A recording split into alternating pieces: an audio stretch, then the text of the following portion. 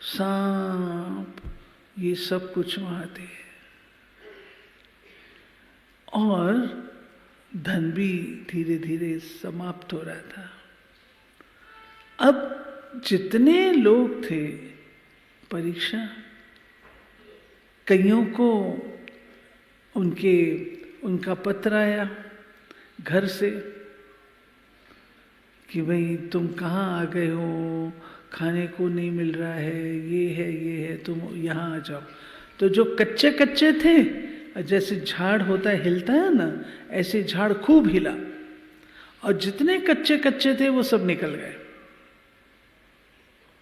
जो पक्के पक्के थे वो बच गए। पक्के किसको?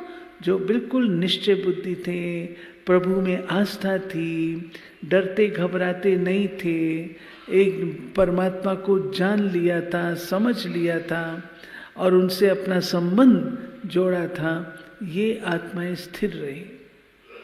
और जो बाकी के थे वो चले। कहते हैं जिस समय लड़की उदास होती है तो घर से भी निमंत्रण आ जाता है। इसी रीत से ये लोग जो थे, इनको अपने घरों से भी निमंत्रण आया। लेकिन जो सिंदीस ने सोचा था ओम मंडली को उखाड़ के फेंक देंगे, वो कार्य नहीं कर पाए। वो ओम मंडली रही, जिंदा रही। और उसका नाम 50 में 550 माउंट आबू में आए। और वहाँ से बाबा ने 52 में सेवाओं का आरंभ किया। पहले 2 बहनों को भेजा, दादी मनोहर और दादी आत्म इंद्रा। संसार तो इन्होंने देखा ही नहीं था। इन सब ने अंदर ही रहे थे। कहते जब हम बाहर निकले तो हमको लगता था ये मनुष्य है या बंदर है। हमें इन लोगों की एक्टिविटी देख करके बड़ी हैरानी होती थी, ये क्या है, हम कहाँ आ गए। तो 2 बहनें जो बाबा ने भेजी यज्ञ से, 2 घोड़े, वो कहाँ आ जाए, दिल्ली आए। दिल्ली में यमुना घाट पर उन्होंने भाषण लेक्चर देने शुरू किए। वो सुनने के लिए बहुत लोग आने शुरू हो गए।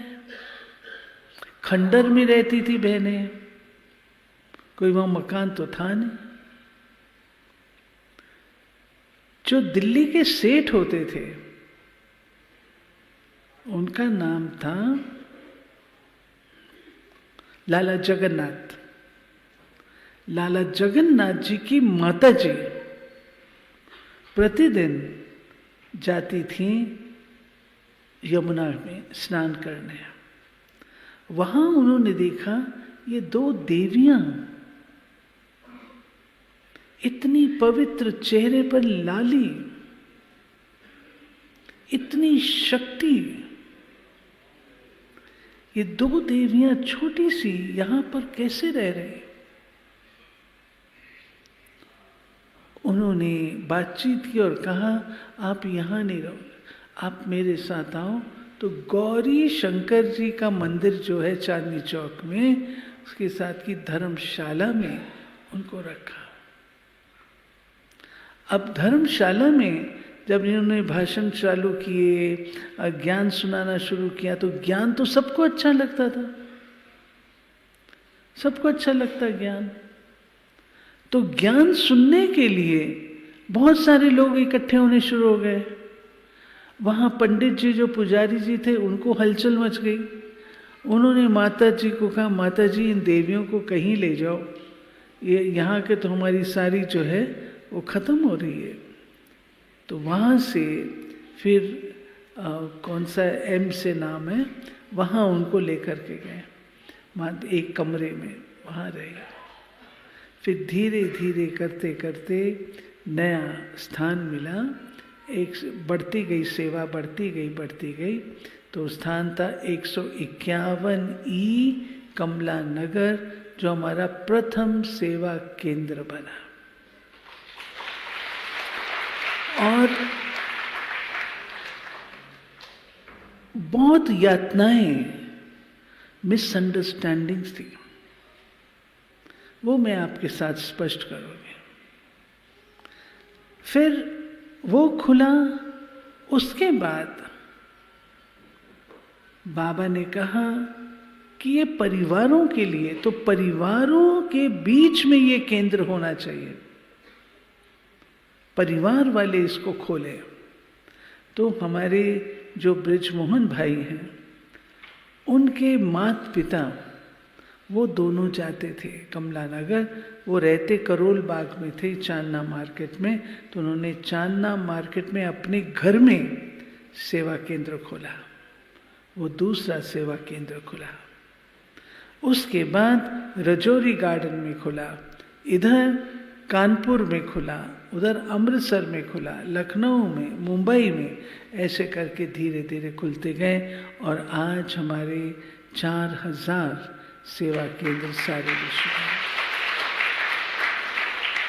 अब कई प्रकार की मिसअंडरस्टैंडिंग्स थी, वो मैं स्पष्ट करूंगी।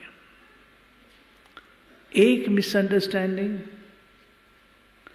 कि ये ब्रह्मा कुमारियां जो हैं वो जादू करती हैं। किस किस ने सुना हुआ है? सच्चाई से हाथ खड़ा कर दो। अच्छा, बहुतों ने। आप पर जादू लगा तो नहीं अभी तक? जो आए हैं जादू लगा? हाँ, नहीं लगा? ध्यान रखना। ये ज्ञान का जादू है, कोई दूसरा जादू नहीं है। अब मैं आपको एक स्टोरी, रियल घटना सुनाती हूँ। कमला नगर में उसके सामने तिकोनिया पार्क है। तो तिकोनिया पार्क में एक सज्जन, मैं नाम नहीं सुनाऊंगी, भाषण कर रहे थे। उनका भाषण मैं करती हूँ। भाषण कर रहे थे, देखो, और हमारी बहनें सुन रही थी, खिड़की के द्वारा सुन रही थी। देखो, कभी भी ब्रह्मा कुमारियों के पास नहीं जाना, ये जादू करती हैं, इनकी आंखों में जादू होता है, इनसे आंखें कभी नहीं मिलाना। ये जो आंखें हैं इसमें ये सुरमा डालती हैं, इनका ये सुरमा जो है माउंट आबू से आता है। और एक माता थी, उसने सुना हुआ था कि ब्रह्मा कुमारियों के यहाँ नहीं जाना है। ये गुरुवार के दिन भोग लगाती हैं, उस भोग में हलवा बनता है, हलवे में जादू होता है, उसको नहीं खाना।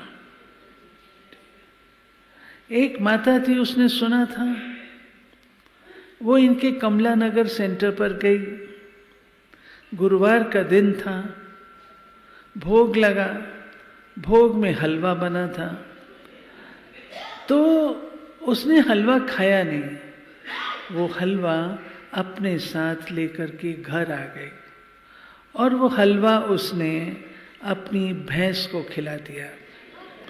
उस भैंस को इतना जादू चढ़ा, इतना जादू चढ़ा, जो अपना खूंटा तोड़ के इनके कमला नगर सेंटर पर पहुंच गई।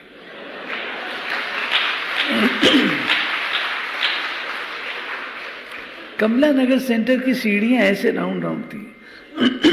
अब सोचो, दूसरी या तीसरी मंजिल पर था और भैंस जो है वहां पहुंच गई। ये बात केवल आपके लिए नहीं, हमारे अपने परिवार में भी ऐसा ही था।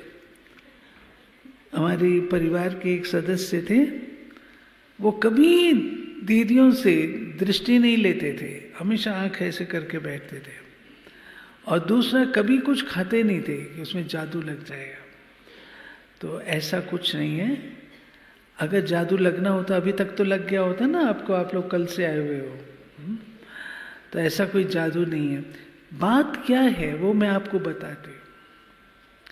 ज्ञान का जादू है। देखिए, जब हम आपको समझाएंगे कि नशा गलत चीज है, नशा नहीं करना है। आप नशा छोड़ देते हो, तो आपके परिवार वाले कहेंगे ना, हम इतने समय से कह रहे थे नहीं छोड़ा, ये ब्रह्मा कुमारियों के पास एक ही दिन गया और छोड़ दिया। हमारे अपने परिवार में हमारे पिताजी नॉन वेजिटेरियन थे, शाम को गए हैं और सवेरे नौकर बना के लाता है अंडा, सर्दियों के दिन थे, नाश्ते में अंडा आता है। पिताजी ने कहा मुझे नहीं खाना है। मां आर्य समाजी थी, मां ने समझा कि जादू लग गया इनको, क्योंकि हमारी दादी मां राधा स्वामी थी, वो इतना कहती थी मत खाओ, लेकिन मानते नहीं थे, चलता था। और ये रात को गए, शाम को गए हैं ब्रह्मा कुमारियों के, सवेरे ब्रेकफास्ट में ये नहीं खाना है, तो जरूर जादू लगा है।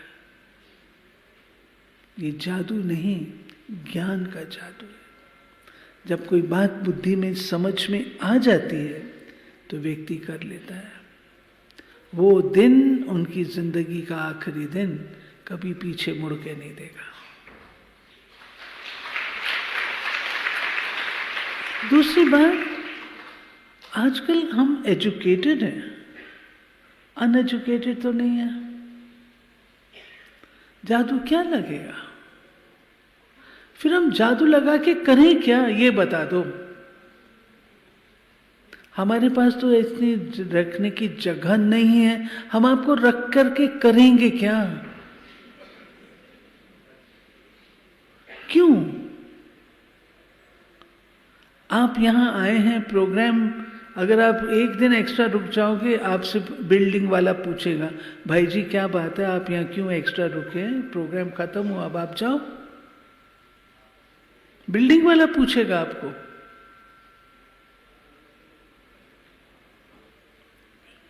सिस्टम ही नहीं है ना। जादू क्यों करें? क्यों करें? हमारे ईश्वरीय विश्वविद्यालय के नियम बहुत कड़े हैं, मैं आपको बताने वाली हूं। क्यों करें हम जादू? हमें क्राउड नहीं चाहिए, मैं आपको बता देती हूं। हमें लाखों के अंदाज में भाई बहनें नहीं चाहिए, हमें वे चाहिए जो पूर्ण रीत से निश्चय बुद्धि, समर्पण बुद्धि हो, जो चाहने वाले हो, जो अपने जीवन को बनाने का लक्ष्य रखने वाले हो, वो चाहिए हमें। आम हमको चाहिए ही नहीं। सब्जी की दुकान पर सब कोई जाते हैं, हीरे की दुकान पर सौदा करने वाला ही जाता है।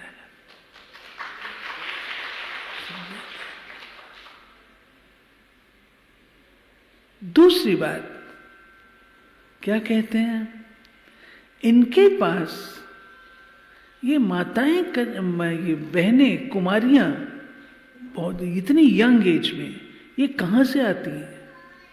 किस किस का सवाल है? ये देखो, निश्चिंत होकर बताओ, मैं आपको सारे जवाब दूंगी। हमने संस्था को ग्रो करते देखा है, 1958 से हम जुड़े हुए हैं। सब बातों के जवाब दूंगी आपको। अब सुनिए ध्यान पूर्वक। यहां पर ये जो बहनें आप देख रहे हो, ऐसे ही नहीं आती हैं। आज के समय में यूथ के लिए बहुत आकर्षण है बाहर, बहुत है। कोई भी बहन और माता अपने माता पिता की आज्ञा के बिना यहां नहीं रह सकती है। हमारे पास बहुत बहुत माताएं बहनें आती हैं। अति सुंदर गहने से लदी हुई। हम घर से बड़े परेशान हैं, हमको यहां रख लो। हम नहीं रखते हैं, हमारा नियम नहीं है। हम उनको गाइड कर देते हैं, ऑल इंडिया विमेन कॉन्फ्रेंस में जाओ, फलाने दूसरे इंस्टीट्यूशन में जाओ। हम नहीं कर सकते, यहां नहीं आप रह सकते, हमारा नियम है। अगर किसी आत्मा की आध्यात्मिकता में रुचि नहीं है, हम उसको रख के क्या करेंगे? क्यों रखें? तो जो आप कन्याएं बहनें देखते हो छोटी छोटी आयु की, ये अपने माता पिता के साथ आती हैं क्लास में। मैंने बताया ना, हमारी यूनिट परिवार है। परिवार में माता पिता बच्चे सब सम्मिलित हैं, अपने माता पिता के साथ आती हैं। जब आती हैं तो हम इनको परखते हैं, देखते हैं। अगर ये शौकीन हैं दुनिया की, हम माता पिता को कह देते हैं प्लीज इस रास्ते पर इसको मत लगाना, बेचारी की लाइफ खराब हो जाएगी। ये जैसे सेट होना चाहे इसको सेट कर दो। और जो कन्या स्वयं चाहती है, माता पिता चाहते हैं, टीचर भी उसको अप्रूव करती है और उसकी अपनी चाहना है मैं अपना जीवन ऐसा श्रेष्ठ बनाऊं, तो हम उसको पढ़ने के लिए भी कहते हैं। पढ़ाई हम कभी छुड़ाते नहीं हैं, पढ़ना अच्छी चीज है। पढ़ाई कन्याओं की संपत्ति है। अच्छे से अच्छा पढ़ो। जितनी बहनें आप देख रहे हैं सब अच्छे से अच्छा पढ़िए, अच्छे से अच्छा पढ़ो।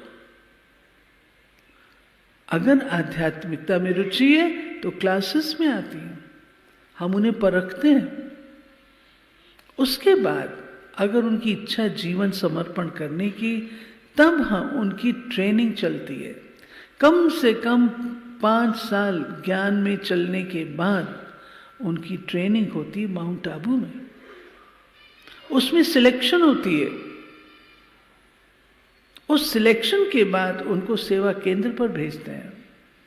वहां उनको 5 सर्टिफिकेट लेने हैं, खुद का, माता पिता से, टीचर से, जिनकी सेवा करते हैं उनसे भी सर्टिफिकेट लेना है। अगर कन्या में क्रोध का संस्कार है, ईर्ष्या का संस्कार है, डिप्रेशन का संस्कार है, ये सब ऐसे उल्टे पुल्टे संस्कार हैं, हम उनको नहीं रखते हैं।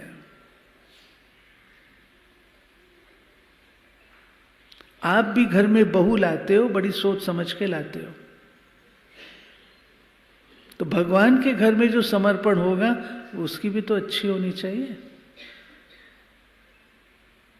जब वो कन्या 5 साल का अपना ये पीरियड पूरा करती है, तब हम उसको समर्पित करने की छुट्टी देते हैं, उसके पहले नहीं। बहुत रिगरस ट्रेनिंग होती है, संस्कार मिलन चाहिए। अगर कन्या ऐसी नहीं है, आध्यात्मिकता में रुचि नहीं है, तो हमारे काम की नहीं है वो। हम उसके माता पिता को कहते हैं आप जैसे इसको सेट करना चाहते हो सेट कर दो, ये ईश्वरीय नियमों में चलने वाली नहीं है, मर्यादाएं हैं हमारी, नियम है। फिर 10 साल 20 साल रहने के बाद भी अगर कोई कन्या चाहती है कि मैं अपने घर वापस जाऊं, कोई बंधन नहीं है।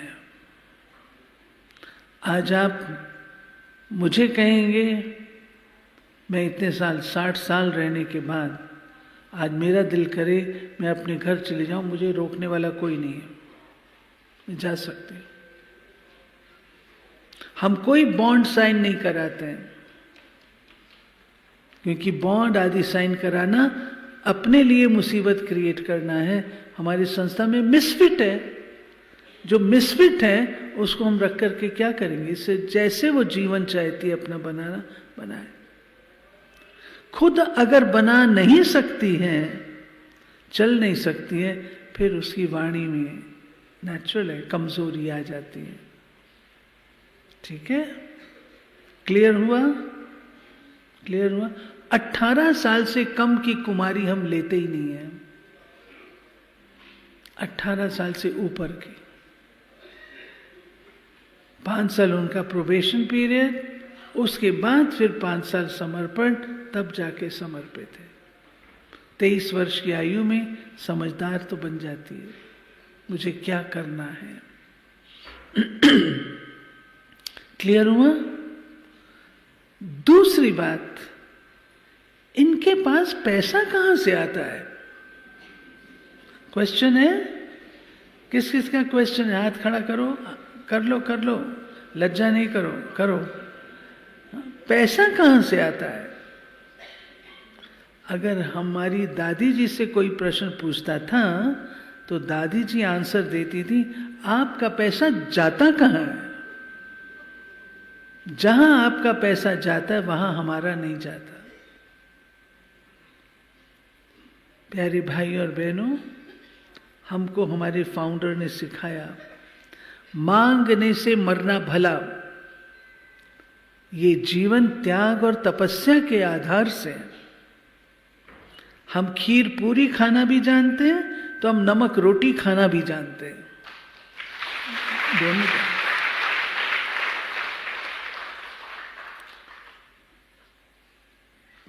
कभी आपने सुना ब्रह्मा कुमारियां डोनेशन इकट्ठा कर रही हैं? सुना?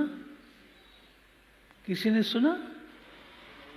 कभी नहीं आप सुनेंगे, हमारा नियम ही नहीं है।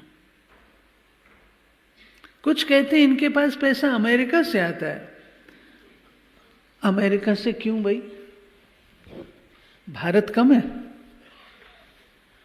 भारत कम है जो हम अमेरिका से लें? कोई कहते हैं CIA एजेंट्स हैं, जो मुंह में आया सो बोलते हैं।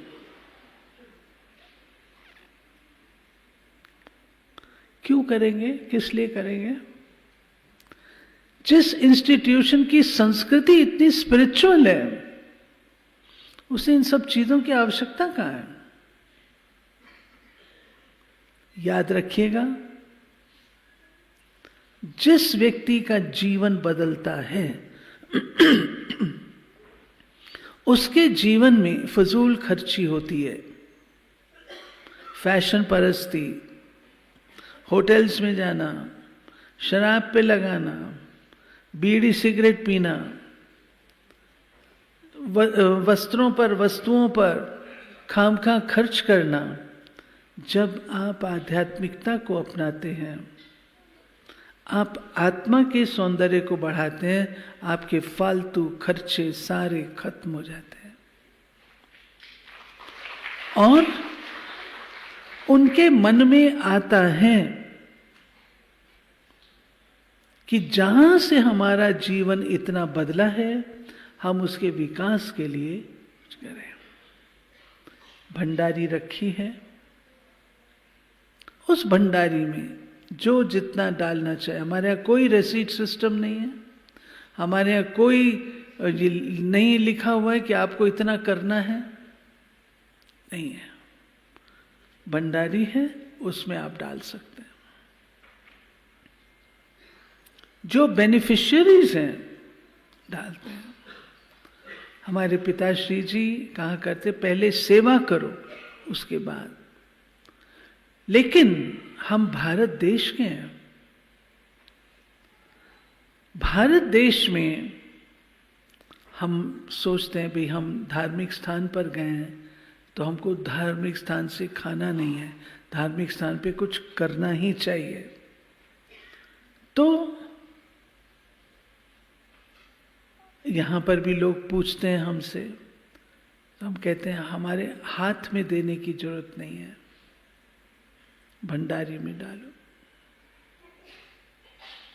एक बात और बता दूं,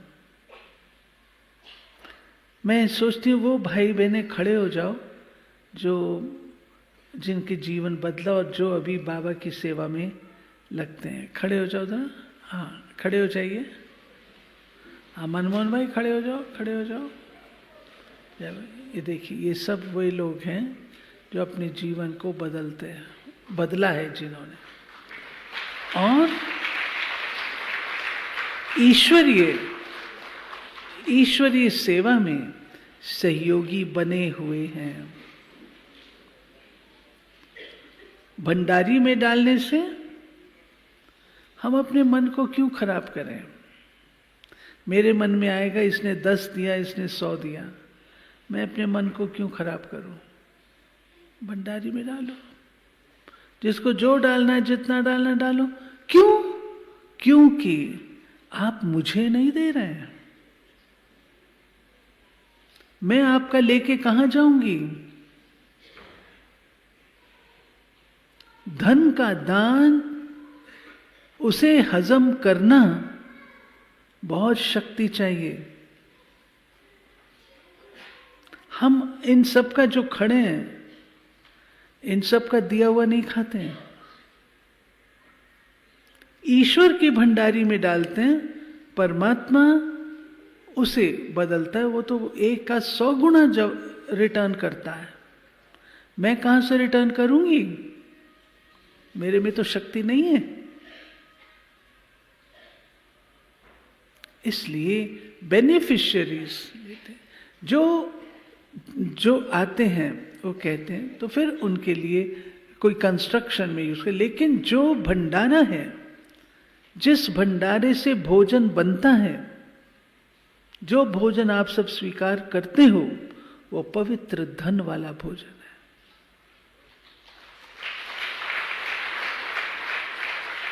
उसको बनाने वाले बाल ब्रह्मचारी हैं। कहां मिलता है बाल ब्रह्मचारियों के हाथ का खाना? बताओ मेरे को, कहां मिलता है?